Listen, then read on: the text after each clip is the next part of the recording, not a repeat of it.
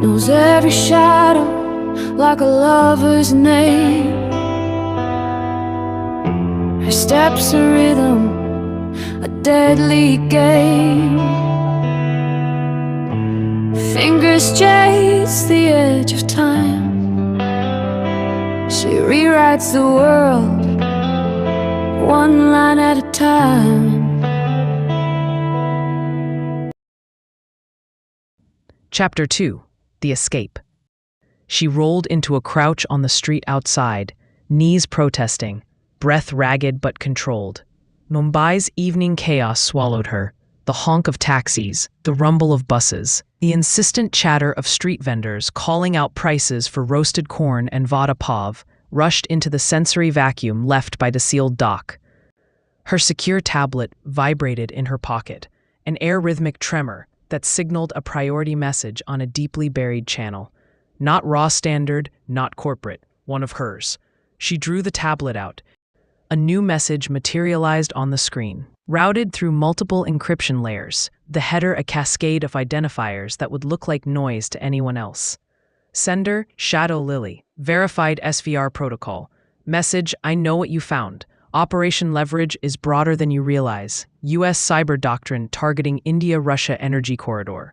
You've been compromised internally. Exfiltrate now. Secondary contact protocols enclosed. Dr. Irina Volkov, Moscow Signals Analysis. Ananya's eyes narrowed. Dr. Irina Volkov. The name belonged to a thin dossier she'd read before last year's BRICS Cybersecurity Summit in Johannesburg. Officially, Volkov was a technical advisor within the Russian Foreign Intelligence Service, SVR, specializing in Western cyber operations. Unofficially, she was the architect of several defensive campaigns that had quietly blunted foreign intrusions into Russian energy infrastructure. Her profile had stood out even then, ruthlessly professional, ideologically flexible, loyal to no one but the equilibrium of power that kept wars cold instead of hot. They'd never met. The fact that Volkov was reaching out now, directly to her, meant that Moscow had been watching the same digital storm she had and had drawn similar conclusions. It also meant that whatever Ananya had tripped over inside Ananta Exports, it wasn't a localized incident. It was part of a lattice extending across continents, internally compromised. The phrase stabbed deeper than she wanted to admit. She had joined RAW out of a stubborn, almost naive belief in the importance of sovereignty, of India's right to write its own story in a world of overlapping empires. She had seen corruption and incompetence, yes, but she'd also seen sacrifice, integrity, and quiet acts of courage. She had believed that the core of the organization remained loyal to the republic it served. If Volkov was warning her now, it suggested that at least one node inside RAW's upper structure had tilted toward an external agenda. Or worse, a faction had decided that collaboration with Western cyber doctrine against India's own economic stability was an acceptable price for what? Access? Power? Immunity? Her thumb hovered over the message, debating. A fake SVR protocol was possible. The Americans were not above mimicking adversaries to sow confusion. She checked the authenticity of the verification string, an asymmetrical key exchange sequence she'd encountered once in a heavily classified feed. It matched, down to the silent interval embedded in the handshake.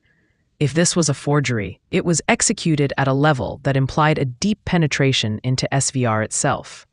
That level of deception seemed unlikely even for NSA black units. She decrypted the secondary attachment.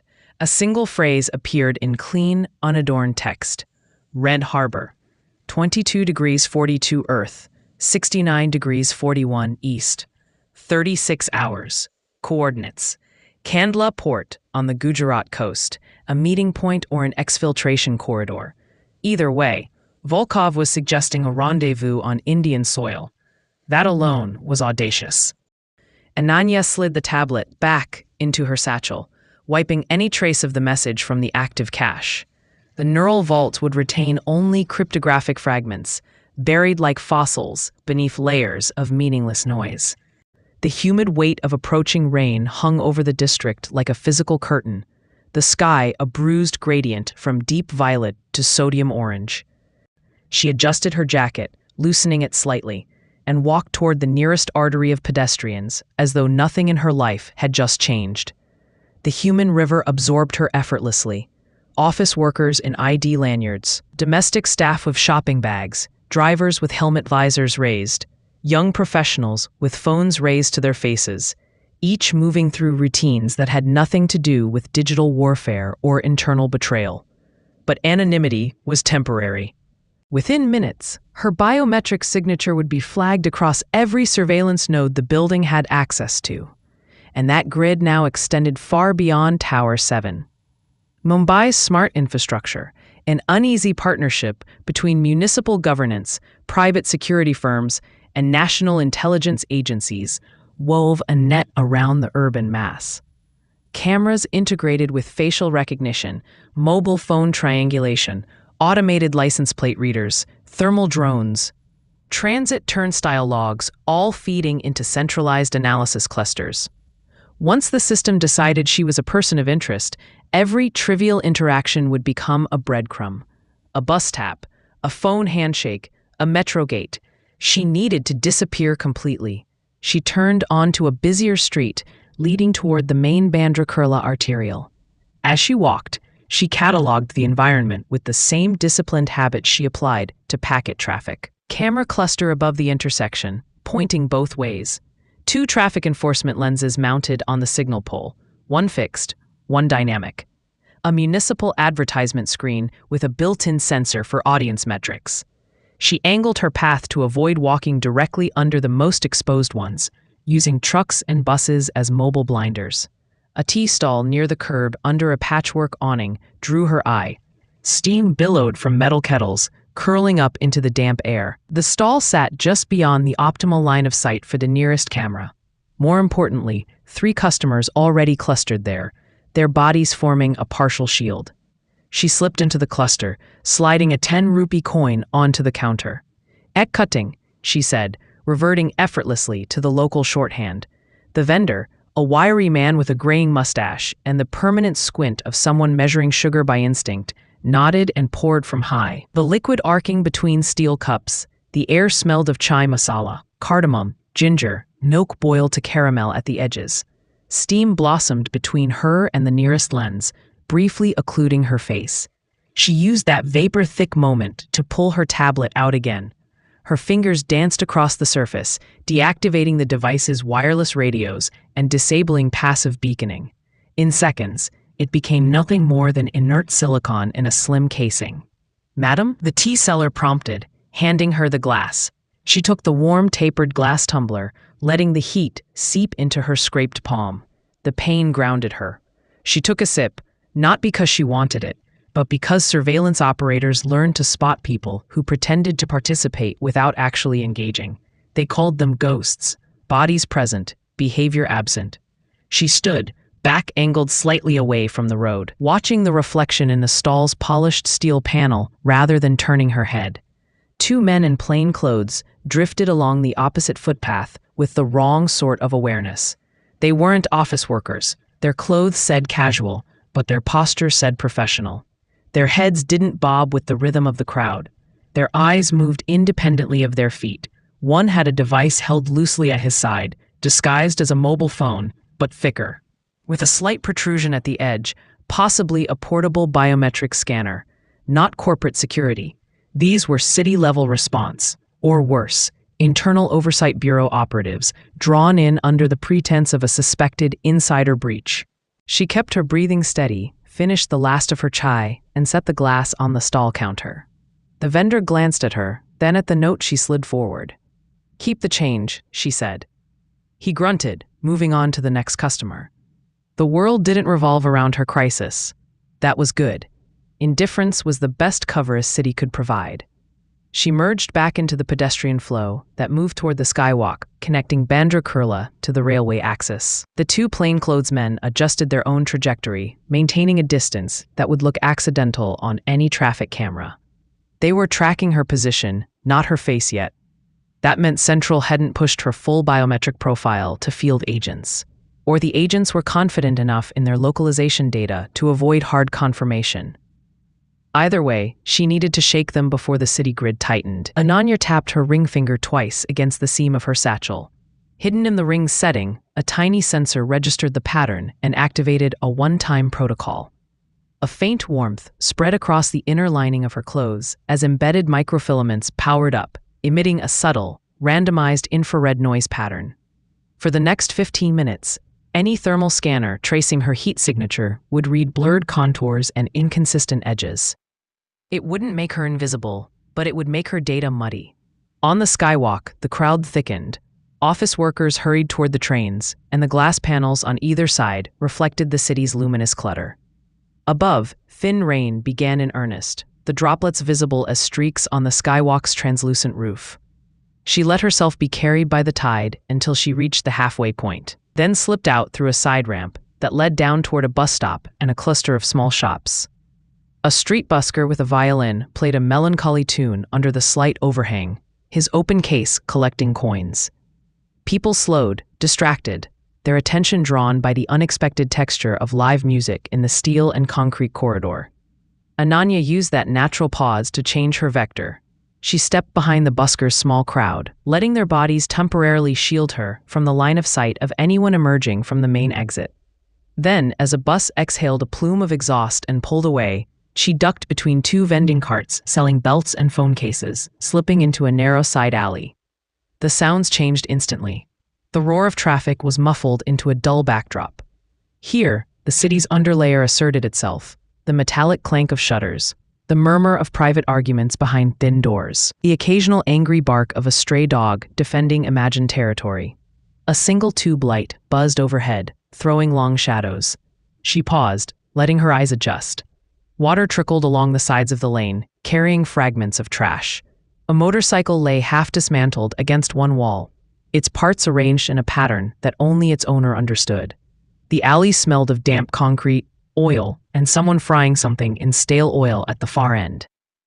She pulled off her smartwatch, turning it over in her hand. It was a standard-issue corporate accessory with health metrics and access credentials.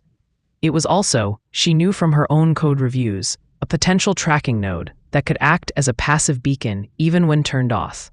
She snapped it against the corner of a metal junction box.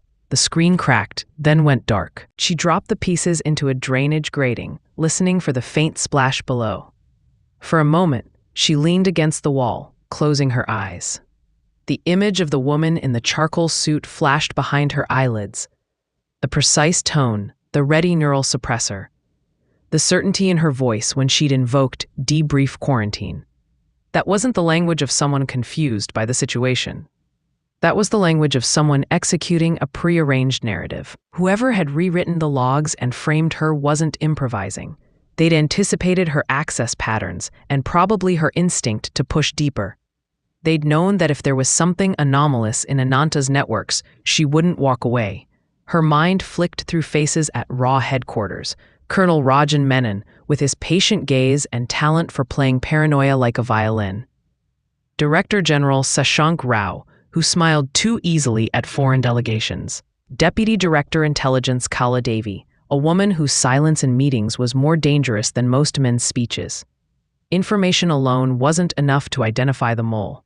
Motive was needed, but right now she didn't even know which faction to distrust the most. The thought of Volkov's message returned.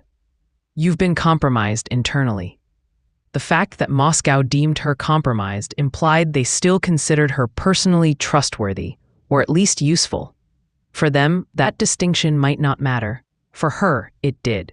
Trusting a foreign intelligence service went against everything she'd trained for.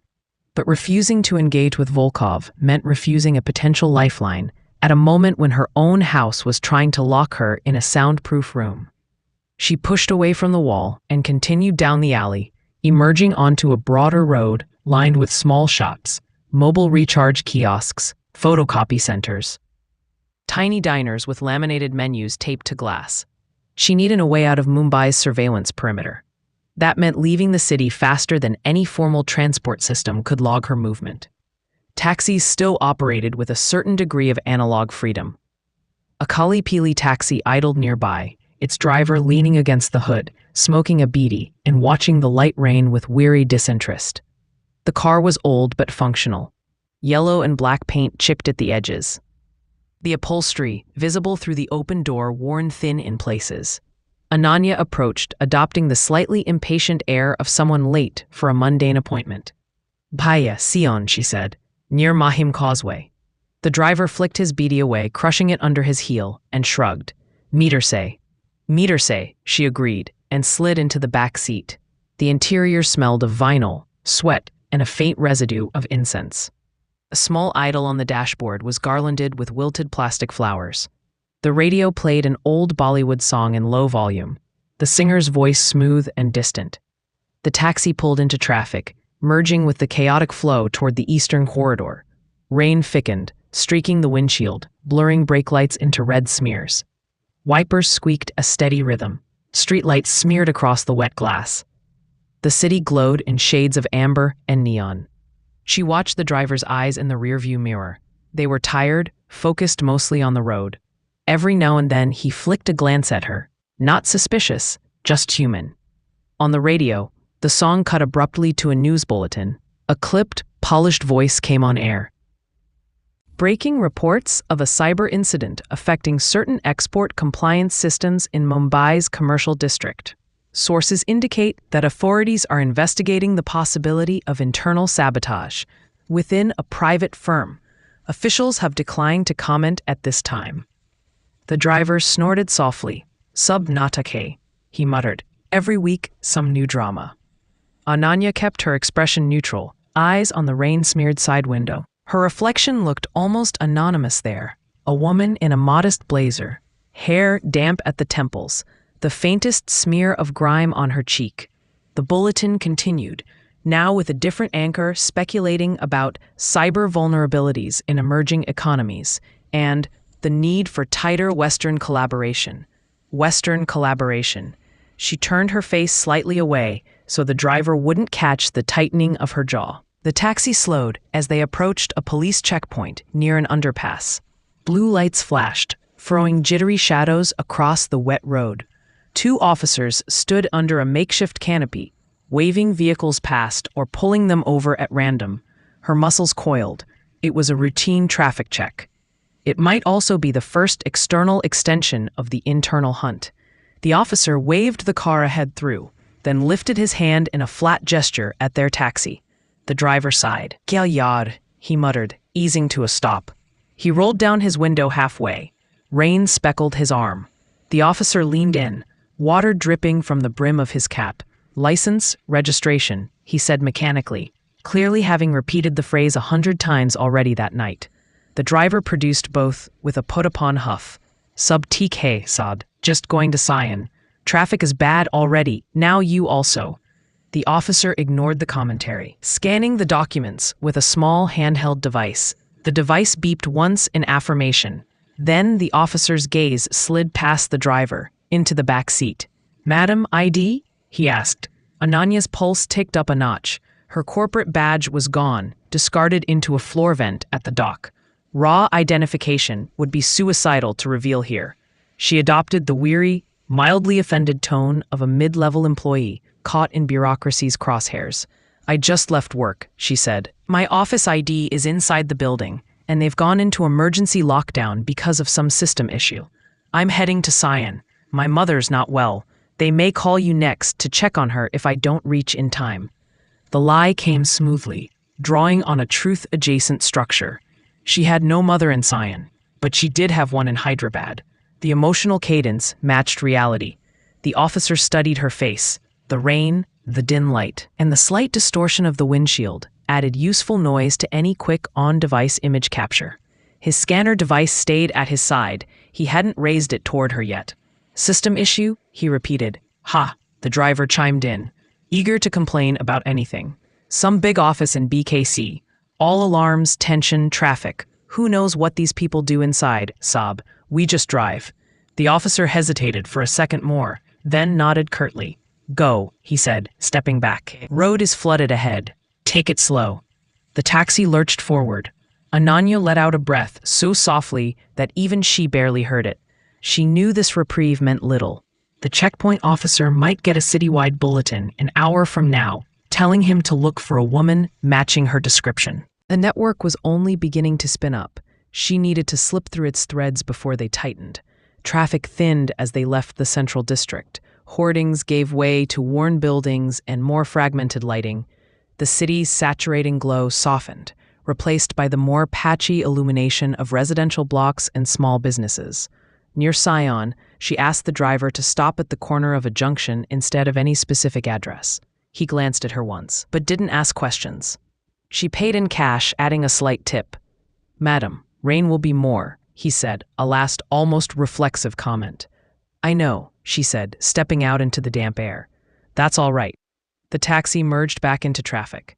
She watched until its taillights vanished, then turned toward a narrow lane that led under an overpass and into a warren of streets that eventually would vector her toward Dharavi's northern edge. Dharavi. If there was any place in Mumbai where surveillance struggled, it was there. Not because systems didn't exist, but because of the sheer density and chaotic complexity of the human landscape. Metadata broke under the weight of so many overlapping signals. More importantly, Dharavi was where one of the few people she could still consider a potential asset lived. Maya D'Souza, former raw field tech, brilliant with improvised electronics, pathologically allergic to hierarchy. She'd burned out after a joint op on the Konkan coast, walking away from formal service but never completely vanishing from the grid. Instead, she set up shop as an electronics repair specialist in a corner of Dharavi where old devices went to die and sometimes to be reborn as something else. Ananya made her way through the increasingly narrow streets, the city's glamour fading behind her. Here, blue tarpaulins stretched from roof to roof, creating makeshift canopies over crowded lanes. Open drains ran along the edges, carrying rainwater and debris in sluggish currents. Children darted between stalls, unfazed by the rain, laughter as sharp as the fluorescent lights that buzzed over cramped storefronts. The air smelled of frying food, diesel fumes, wet earth, and human proximity. Life pressed in from every direction, voices calling, music leaking from open doorways, television light flickering in cramped living spaces visible through iron grills. This was the part of the city that planners liked to speak about in terms of challenges and redevelopment potential. To Ananya, it was something else, a zone where the algorithms designed for sanitized environments struggled to keep up. She turned down a side lane that dipped slightly, puddles reflecting strips of LED signs. Ahead, a rusted roller shutter bore the fading words, "D'Souza Repairs." A smaller sign below, probably added later, read phones, TV, mixer, etc. She approached the shutter and knocked twice, paused, then knocked once more. The rhythm was precise, a pattern agreed upon years ago during a debrief at a decrepit guest house after an operation that had gone both right and wrong off the Goa coast. For several seconds, nothing happened. Rain drummed on the tarpaulin overhead. Somewhere nearby, a generator coughed and resumed its uneven hum. Then a metal latch scraped inside. The shutter rolled up just enough for a slim woman to appear in the gap, her face lit by the bluish glow of interior LEDs. Her hair was tied in a messy knot, streaked with copper highlights that had long ago lost their salon sharpness. Smudges of grease marked her forearms. "Bloody hell, Rao," Maya said, voice low but edged with incredulous amusement. "You look like a monsoon hit you and then backed up to finish the job." The sight of a familiar face eased a fraction of the tension coiled inside Ananya. "Let me in," she said. Maya's gaze flicked past her shoulder once, checking the lane. Then she rolled the shutter up another meter and stepped back. Ananya ducked inside. The shutter rattled shut behind her, cutting off the outside noise. The interior of the shop was a cramped, cluttered cave of circuit boards, wires, and half-assembled devices. Two old CRT televisions sat on one shelf beside a stack of newer flat-screen panels, their casings cracked. A tower PC with its side panel removed hummed under a table, cooling fans whirring. The air smelled of solder, flux, and dust. Maya walked to the back of the shop and flicked a switch. A faint, almost inaudible hum rose around them as a series of small jammers powered up, old but effective. The shop became a pocket of electronic murk. "Okay," she said, turning back. The sarcasm drained from her voice, replaced by sharp focus. "Now you can tell me why a current RAB officer just knocked on my door, using a code I told you never to use unless the world was ending." Isn't it? Ananya said. She set her satchel on the counter. Someone inside framed me for an active breach at Ananta Exports. The network intrusion I found is part of a larger operation, codename Leverage. It's Western architecture, tied to U.S. cyber doctrine targeting India's energy and trade interface with Russia. And Moscow just sent me a message telling me I've been compromised by my own side. She walked around the counter and perched on a stool, studying Ananya with a fixer's eyes, noting the bruises forming at her shoulder, the scraped palm, the damp hair curling at the ends. Sit, she added. You're dripping on my components. Ananya sat on a metal stool opposite her, but creaked under her weight.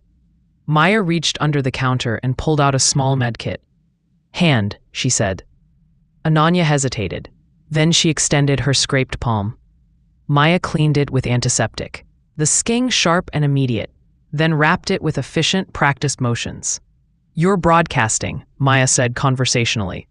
Even if you turned off the obvious radios, you've probably got half a dozen passive IDs still singing little songs about you to every node they can see. Give me your toys. Ananya slid the tablet across. This one I need intact, she said. It holds evidence of the malware architecture and partial trace data. Everything else you can kill. Maya's fingers danced across the tablet casing, feeling for seams. Neural vault to build, she said under her breath. Fancy. Hadn't seen one of these in the wild since I walked out. She opened a drawer, pulled out a compact scanner and swept it across Ananya's person. From a short distance, watching the indicator lights flicker. Clothes, shoes, the satchel, your hair clip. Those have RFID dust, she said. We'll strip and fry what we can. You're lucky it's raining. The water will blur half the outdoor captures already.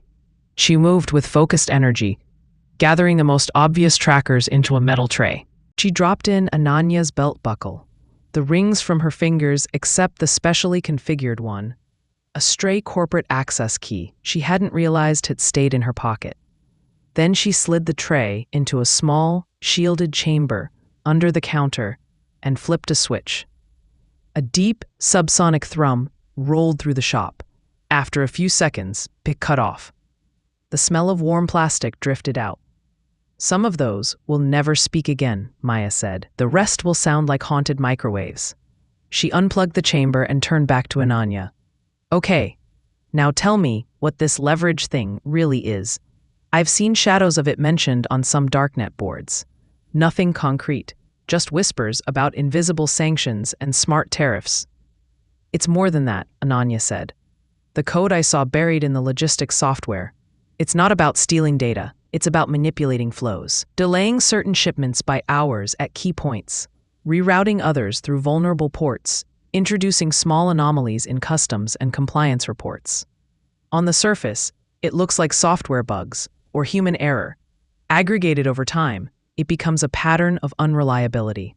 Death by 1,000 paperwork cuts, Maya said. Exactly.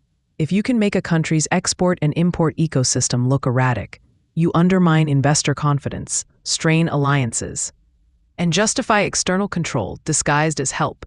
In this case, the target vector is the energy corridor, tying India and Russia. Gas, oil, refined products, associated supply chains. If Operation Leverage goes fully live, it won't just hit numbers on a screen. It will hit daily reality, fuel availability, pharmaceutical supplies, agricultural logistics. Maya whistled softly. You're telling me the West is quietly turning your own trade monitors into a weapon against you, and someone inside Raw is enabling it, Ananya said, or at least shielding it. Maya swiveled slowly on her stool. For a moment, the cynical bravado faded, revealing an undercurrent of genuine alarm. And Moscow sent you a message? She asked. Directly? Yes, from someone named Volkov, Maya finished. Irina Volkov. I don't work for Flags anymore, but I still read. She's not a myth, but she's close. If she knows your name, you've been on a few screens you probably don't want to think about. She gave me a coordinate and a time, Ananya said. Kandla Port. 36 hours. No explicit instructions, but it's clear enough. She wants a meeting, or at least for me to be within reach. And you're actually considering going, Maya said. It wasn't really a question. I don't have many options, Ananya said. If Rao's internal systems are compromised, I can't go back through formal channels. I can't even be sure which of my colleagues know I've been flagged. My only leverage now is the data I pulled, and the fact that external players, Russia at least, seem to recognize the same threat. Maya rubbed her forehead. You always did find the most complicated branches on the decision tree, she muttered. All right, practical questions. How are you getting to Kandla without lighting up every checkpoint along the way? Planes and buses are out. Major train routes are crawling with automated verification. Your face on one CCTV at a station will buy you an escort you don't want. Freight, Ananya said. Southbound or northbound, then cut across. Cargo manifests are less tightly monitored than passenger lists. I can board from a yard, not a station, Maya nodded slowly. There's a Konkan-line freight that runs tonight, she said. If you can reach the yard in time, you can latch onto that, ride invisible for a stretch, then reroute.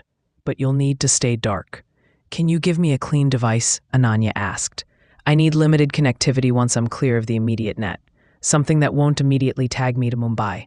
Maya reached under the counter and produced a small, battered smartphone. Its casing was scratched, the brand logo half rubbed off. Prepaid, she said. Bought under a dead identity. No apps beyond the essentials. I've stripped it of everything fancy. If you absolutely must connect, use it sparingly and never at predictable intervals. And don't log into anything that knows your name. Ananya accepted it. The device felt oddly heavy in her hand, as if it carried the weight of future choices. And this, Maya added, sliding over a worn access card. Yard ID for a contractor who used to drink in the same bar as me. Expired officially, but half the readers in those places are lazy. Might get you through a side gate, might not. Either way, you'll improvise. That's what they trained you for. What about you? Ananya asked. If they trace me here, they won't, Maya said, too quickly. Then she softened.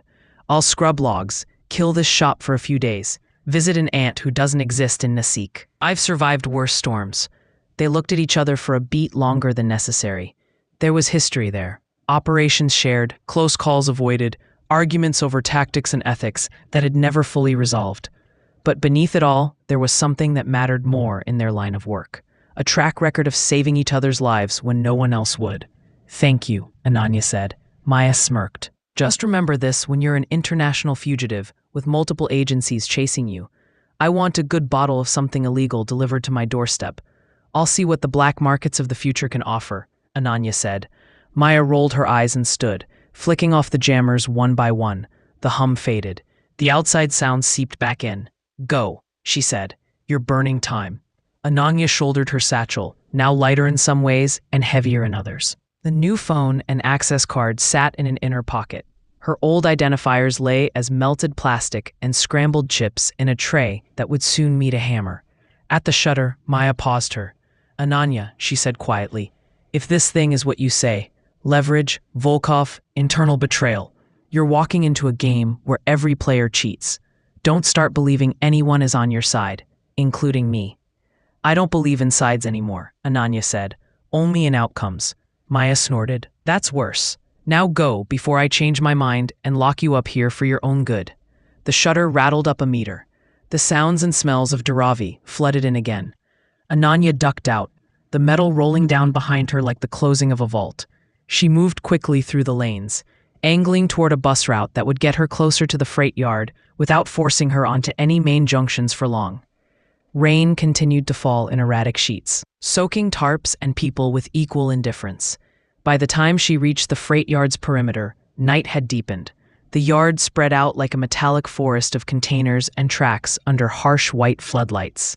Trains idled along multiple lines, engines humming, waiting for signals to move into the dark. A chain-link fence topped with barbed wire separated the yard from the access road. Security cameras sat at intervals, focusing mainly on the gates and the areas around the switch rooms. Ananya kept to the shadows, moving parallel to the fence until she found a stretch where the lighting was poor and the camera coverage overlap left a thin, blind corridor. Beyond the fence, she saw a row of containers marked with the logo of a logistics company she recognized from earlier network traffic logs, Bharat Logistics. One of their manifests had appeared in the anomalous packet stream she'd quarantine traced earlier. Symmetry. She didn't believe in coincidence at this scale, but she also didn't have the luxury of avoiding it. She slipped the access card from her pocket and approached a side service gate where a bored guard slouched in a chair under a small awning, scrolling through his phone. The gate's RFID reader blinked a dull red. "Excuse me," she called, keeping her tone casual. "Miss Root from the truckside entrance. I'm supposed to check a serial on one of the containers before it rolls out. They redirected me here, main gates clogged."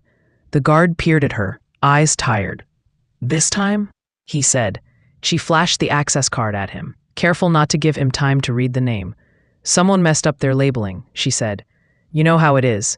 If it goes out wrong, it comes down on my head." The guard considered this for a long moment, then stood with a sigh. He scanned the card on the reader. The device chirped, its firmware too outdated to recognize the expiration flag. The light turned green. The gate lock clicked. "Don't take long," he said. "Shift changes soon. I don't want drama." "No drama," she promised. She slipped through as the gate swung open, the hum of the yard enveloping her.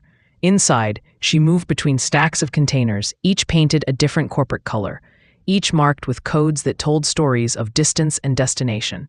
The air smelled of metal, oil, and the faint tang of sea salt carried inland. She kept low as she approached a line of containers already hitched to a freight engine. The manifest label on the side confirmed it. Mixed cargo, scheduled southbound departure with multiple detachments along the Konkan route. She climbed the ladder at the rear of one container, whose doors were not fully sealed, slipping between them into the shadowed interior. It was partially filled with crates secured by straps, leaving enough space along one side for her to wedge herself between cargo and wall. The metal floor vibrated faintly beneath her boots. She crouched, adjusting her position until she was tight against the side, hidden from any cursory inspection. Outside, a whistle blew. Voices called out instructions. The coupling clanged. The locomotive lurched, then began to pull, the motion jerky at first, then smoother as momentum built. Ananya sat in the dim, shifting half-light of the container, the world outside reduced to the rhythm of wheels on tracks and the occasional Doppler shift of a crossing signal. Her clothes clung damply to her skin. The scraped palm throbbed. The bruise on her shoulder pulsed with her heartbeat. She pulled the tablet from her satchel. It powered on silently, no longer broadcasting any network presence, purely offline. She opened the secure segment containing the remnants of the malware trace and Volkov's message. Lines of code scrolled past her eyes, not as random symbols anymore, but as fragments of an emerging pattern. Each function call, each embedded trigger, each obfuscated routine pointed toward a design that was both elegant and ruthless. Operation Leverage wasn't a single program. It was a lattice of subtle manipulations seeded across multiple logistics platforms, each node harmless in isolation, each anomaly explainable. Together, they formed the skeleton of a weapon aimed not at servers or power grids, but at trust itself. Her mind mapped potential targets along India's western seaboard. Ports, depots, free trade zones. Kandla, Mundra, Mumbai, Mormugao. Each a node in a chain that fed both domestic consumption and international trade. Volkov's coordinate wasn't random. Kandla was a choke point. The train began to leave the densest part of the city. Through a gap between the container doors, she could see the lights thinning, replaced by darker stretches punctuated by clusters of sodium lamps in semi-urban pockets. She leaned her head back against the cold metal wall, closing her eyes briefly. Images flickered behind her eyelids, the mechanical room's humming machinery, the white flare of the EMP in the data vault. The fury in the woman's voice as she'd shouted for lockdown. The indifferent stare of the checkpoint officer. Maya's raised eyebrow as she'd said, "Every player cheats." In the silence between the clatter of the tracks, a decision settled inside her with the weight of inevitability. Ra had given her skills, tools, and a sense of purpose. Now, at least part of it had turned on her. She could run, hide, and pretend none of this had happened. Or she could move along a different axis, outside the chain of command, in the murk between nations, until she found the source of the rot and tore it into the light. Neither path promised survival. Only one promised meaning. She opened her eyes, the reflection of the tablet's dim screen glinting in them. Somewhere ahead, beyond the darkened plains and coastal curves, A Russian cyber strategist had drawn a circle on a map and written a time above it. Red Harbor. 36 hours. Ananya adjusted her grip on the tablet and sat forward, as if her posture alone could push the train faster. The city receded behind her, a constellation of threats and unfinished questions. The night stretched ahead, full of new dangers, new alliances, and the first real step into a war that most people would never recognize existed. She had become a ghost in her own country. It was time to decide what kind of ghost she intended to be. Her eyes burn cold, her touch ignites.